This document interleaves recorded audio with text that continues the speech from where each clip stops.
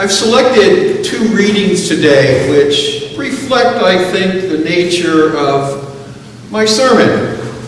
The first one is by a scientist named Peter Russell. And he writes, "I never spoke in spiritual terms. Most of the people I was working with would have run a mile at any hint of religion or mysticism. I reasoned, though, that if spiritual wisdom is eternal and universal, then it should be expressible in language that is appropriate to our current times. The language and the reason for spiritual development must be reasonable if it is to be acceptable. It must make sense within our current worldview."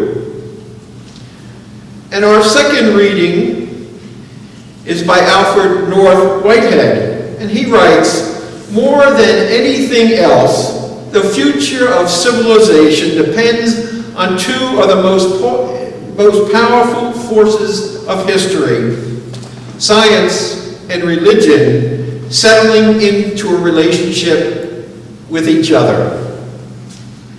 I offer those words as we enter a time of silent meditation and reflection, a time to still your heart and quiet your mind, a time to center yourselves and to be at peace within yourselves and with each other. Let us enter the silence together.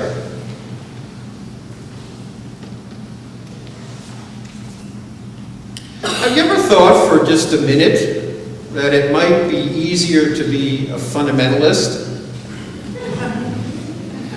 Easier than being us, religious liberals, with so many choices in what we can believe and what we can think. I mean, think about it for just a moment. Our Christian and fundamentalist friends, they have certainty. They have the route to eternity and to heaven, to rest in the arms of Jesus Christ. They even have a path to avoid damnation. And apparently, from an article I read in Time magazine, indulgences are now coming back, so they can buy their way into heaven, while all we UUs can do is buy a ticket on a bus to Atlanta. So they have God, while we UUs have questions and rely on our personal experiences to guide our moral behavior in the present. For this is all that we have is the present as far as we know. If there's something beyond, I will probably be as surprised as the rest of you. But as a faith without dogmas and creeds, we Unitarian Universalists are called to build our spiritual lives on a foundation of ever-evolving ideas and beliefs. And we deal with these competing dualities, don't we? We have humanism and spirituality. We have our first principle and our seventh principle, the value of the inherent worth and dignity of every individual, and the interdependent web of all existence of which we are a part, the communal. So which is it, the individual, the communal? We have to decide at some point, I suppose. And you know, we resist authority, don't we? Yet we yearn for leadership. We want ritual, but we don't want to gag on the smoke. We excuse sentimentality, but we want a religion with heart. And we want the perfect minister. But never too perfect. I am reminded of a story. It seems that there was a new minister coming to a church, much like this one, during candidating week.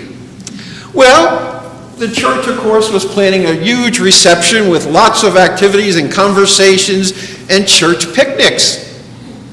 Well, they get to the church picnics on this beautiful lake, with boats and trees, and people are having hot dogs and hamburgers and chicken and games and just a riotous time and great conversation, getting to know each other. Well, Now the board of trustees and the minister decide they need to have a conversation. So one of them has a very large boat. So they all go out on the boat into the middle of the lake to have their conversation. They're having a delightful time and conversation about the life of the church and its future and so forth. And the minister realizes that he has forgotten something. So he gets out of the boat and walks across the water, gets what he forgot, and comes back walking across the water, gets into the boat. One Unitarian Universalist turns to the other in the congregation and says, "Wouldn't you know it, we got one who can't swim."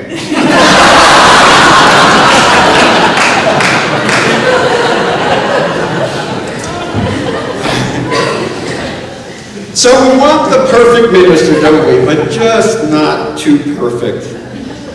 And finally, we seek the union between rationality and faith, science and religion within one nice, neat framework of harmonious principles that can bring peace to our troubled hearts. We seek the ground of all our being, between the transient and the permanent, to deepen the meaning of our lives. Yet for that to happen, for us anyway, it is essential that we intellectually and emotionally make sense of the world in which we live and make sense of our very religious beliefs and symbols. For us to do that, science and rationality must find common ground within a faith that is also comfortable with mystery. And our religion is always, I think, going to be incomplete and discordant if we don't find that balance, that mix between science and rationality and spirituality.